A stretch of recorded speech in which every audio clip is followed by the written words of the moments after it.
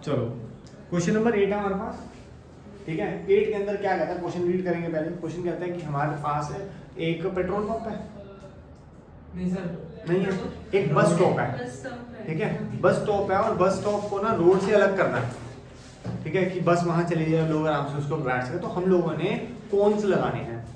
Plastic आजकल सही चल नहीं रहा, आजकल तुम्हें पता है ना। और वो बायोडिग्रेडेबल अच्छी चीज़ नहीं है, रिसाइकलेबल अच्छी नहीं होती, जो भी है बड़ी। उन सब चीज़ों को सोचते हुए हमारी एनसीईआरटी ने इसको रिसाइकलेबल कार्डबोर्ड यूज़ करने के लिए बोला है, ठीक है, कि कल को कोई गलती से उसके ऊपर बाइक या कार चढ़ा के दे तो उसको कोई दिक्कत ना हो, हम नया लगा देंगे, ठीक है ना। तो उसने बोला कार्डबोर्ड का एक बोर्ड है जिसकी डायमेंशन है 22 सेंटीमीटर, 20 सेंटीमीटर था उसका रेट, 40 सेंटीमीटर उन्होंने डायमीटर बोला था और 20 सेंटीमीटर उसका रेडियस है। हाइट उसकी 1 मीटर है, तो इसलिए मैंने सोचा कि क्यों ना इसको पूरा मीटर में कन्वर्ट कर लूँ बाई डिवाइडिंग 100। ये सबसे बड़ी गलती जो बच्चा करता है, पहली गलती, उसको कन्वर्ट नहीं करता। और ये मुझे कैसे पता लगा कि मैं मीटर में कन्वर्ट करूँ, क्योंकि अगर आंसर देखता हूँ तो उसने मीटर के हिसाब से मुझे पैसे बताया, तो मैं क्यों लेके चलूँ सेंटीमीटर के हिसाब से। इस बात ने मुझे कन्विंस किया कि तुम मीटर स्क्वायर में इसको कैलकुलेशन करो, इसीलिए मैंने ऐसा किया, अदरवाइज मैं ना करता, मैं सेंटीमीटर में चेंज करता हूँ, आगे चलता हूँ, ठीक है। आगे अब एरिया ऑफ कोन निकालना है, लेकिन एक कोन नहीं चाहिए, एक कोन से थोड़ा वो रोड डाइवर्ज कर पाएंगे हम लोग, 50 कोन चाहिए, ठीक है। मैंने डायरेक्ट ही एरिया ऑफ 50 कोन्स लिखा, आप लिख सकते हो, ठीक है। कुछ स्पेसिफिकली उसने किसी कोन का नहीं पूछा, उसने सीधा पैसे पूछे हमसे, तो हम इसको ऐसे मर्ज करके भी कर सकते हैं। तो मैंने डायरेक्ट 50 कोन्स का लिखा, उसके पीछे एक रीजन था कि कैलकुलेशन थोड़ी इजी हो जाए। इसको ही मैं मार्क कर रहा हूँ कि बच्चे 50 लिखना भूल जाते हैं, समटाइम खाली एक ही को कैलकुलेट करके आंसर देके आ जाते हैं, madam multiply 50 with this answer. Madam भी फिर मार्क्स कट करके डिवाइडेड बाय समथिंग दे देती है, ठीक है, तो ध्यान रहे। तो मैंने पायरल फॉर्मूला लगाया, एल लगाने के लिए मुझे उसका क्या चाहिए था, हाइपोटेन्यूज चाहिए था। हाइपोटेन्यूज हम लोगों ने पाइथागोरस थ्योरम निकाल लिया, ठीक है। कैसे लगाया ध्यान से देखते हैं। स्लैंट हाइट एल से डिनोट करते हैं, हाइट और रेडियस, इन सबका स्क्वायर होता है पाइथागोरस थ्योरम के हिसाब से। ये हाइट जो दे रखी है दैट इज 1 मीटर, इसलिए 1 का स्क्वायर। जो मैंने रेडियस निकाला दैट इज 20/100, तो 400/10,000, 400/10,000, 2 0 से 2 0 गया तो 4/100।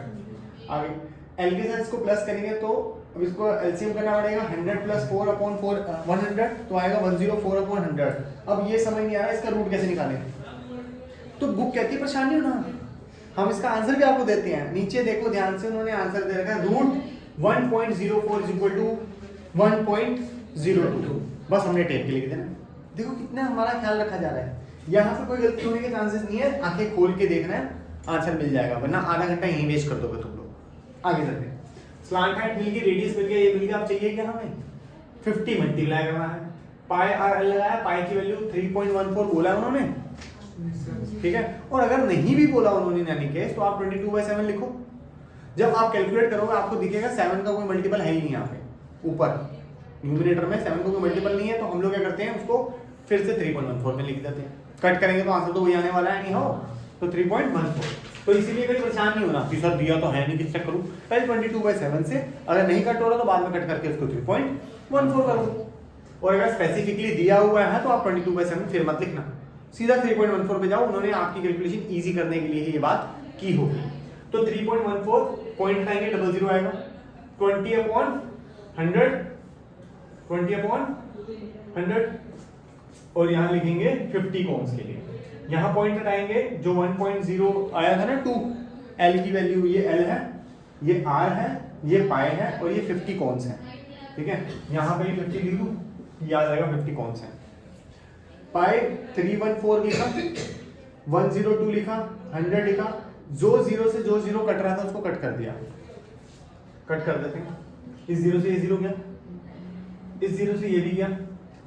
अब ये 100 जो लिखा हुआ है इसको 10 × 10 भी मान सकते हैं, मैं तो अपने माइंड में इसको 10 ही मानता हूँ, एक 0 को 10 मानता हूँ, इजी रहता है कैलकुलेशन। देखो इस 10 से ये 2 गया, नीचे 5 आया, 5 से 5 गया, ये भी गया, टोटल 0 कितनी बची नीचे, 1 2 3, 0 कट हो चुकी है ना, 3 zeros बची, 3 0 लिख ली, ठीक है।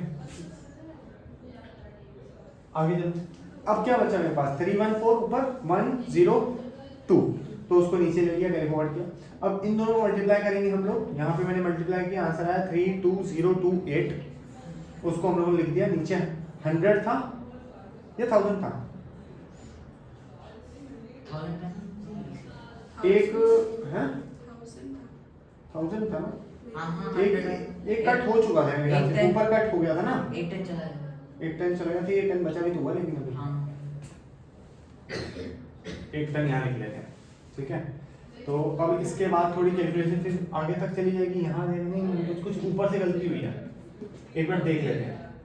ये क्या ऊपर का बचा 314102, यही तो है। 3 0 आएंगी। हाँ 3 0 3 है। 1 4 नीचे भी आपको कह रही थी कि वो सर 1 पॉइंट हो जाएगा ना फिर 384 हाँ ये आएगा, ठीक है। नीचे भी वो करेक्ट। पॉइंट कोई बात नहीं, आगे चल जाएंगे, उसको भी कर लेंगे। तो मतलब 384 रुपीज लग रहे थे, बेफालतू में 3000 रुपये मंगवा लिए थे। चलो ठीक है, ठीक है, ठीक है। 0 थी, 3 0 थी, मल्टीप्लाई किया, आंसर ये आया। 3 0 के लिए आंसर हम लोगों ने जो आंसर आया था 32028 यहाँ लिखा, और 3 0 मतलब 1 2 3 यहाँ पे पॉइंट लगाया, मतलब 32.028 मीटर स्क्वायर का एक का एरिया है, ठीक है, एक का एरिया है। अब उन्होंने बोला cost of painting 1 meter square is ₹12, लेकिन मुझे तो 32.028 मीटर का कैलकुलेट नहीं, एक का नहीं है, 50 का है। मैंने गलती से एक बोल दिया था 2 मिनट पहले। ये 50 कॉन्स का एरिया है, तो मुझे 1 मीटर स्क्वायर 12 रुपीज का पड़ रहा है। तो 32.28 कितने का पड़ेगा? मल्टीप्लाई में क्या कर देंगे 12 से, मल्टीप्लाई में किससे कर देंगे 12 से, और आंसर आएगा हम लोगों का 384.336। इसकी कैलकुलेशन हम लोगों ने यहाँ करी है, बस 12 से मल्टीप्लाई किया है सिंपली, ठीक है, और कुछ नहीं किया। बोलोगे तो मल्टीप्लाई भी करके दिखा दूँ।